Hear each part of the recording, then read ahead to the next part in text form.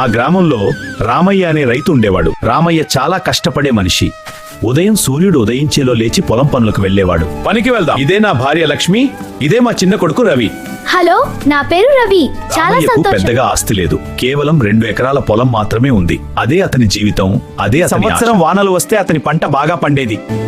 కానీ ఒక సంవత్సరం పరిస్థితి మారిపోయింది. ఒక్క వాన పడితే చాలు దేవుడా.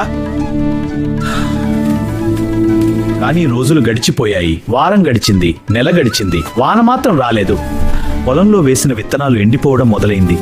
రామయ్య కళ్ళలో ఆందోళన కనిపించింది.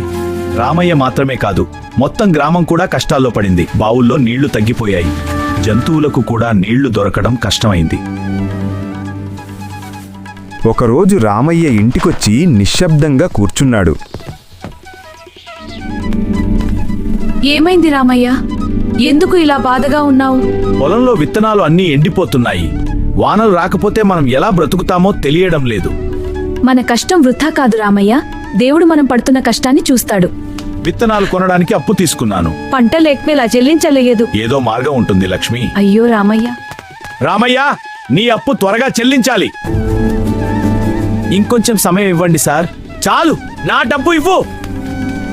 చాలు, నా డబ్బు ఇవ్వు, లేకపోతే వెళ్ళిపో. తప్పకుండా చెల్లిస్తాను. ఆ రోజు రామయ్య చాలా బాధపడ్డాడు. ఆ రాత్రి రామయ్య ఇంటి బయట కూర్చుని ఆకాశం వైపు చూస్తూ ఉండేవాడు. ఆ రోజు రామయ్య చాలా బాధపడ్డాడు. నాన్న, ఎందుకు బాధగా ఉన్నావు? ఏమీ లేదు రవి. టీచర్ చెప్పారు, కష్టం చేసిన వాళ్ళకి దేవుడు తప్పకుండా సహాయం చేస్తాడని.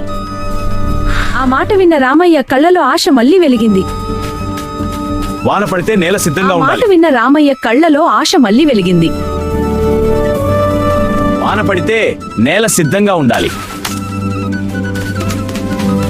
అలా రామయ్య ప్రతిరోజు పొలంలో కష్టపడుతూ ఉన్నాడు.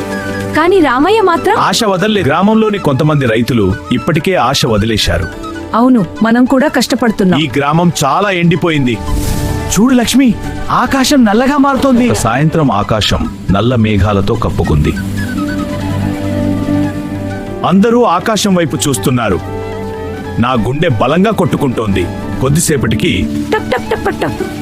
మొదటి వాన చుక్కలు పడాయి. అవును రామయ్య. దేవుడా, ధన్యవాదాలు.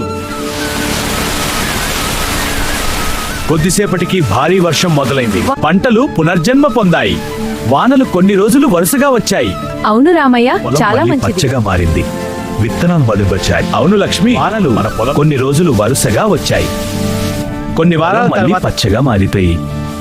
చూడు లక్ష్మి, మన పొలం ఎంత అందంగా పచ్చగా మారింది. అతని కళ్ళలో ఆనందం మెరిసింది. రామయ్య పొలం మాత్రమే కాదు, మొత్తం గ్రామం పచ్చగా మారింది. జంతువులు కూడా ఆనందంగా తిరుగుతున్నాయి.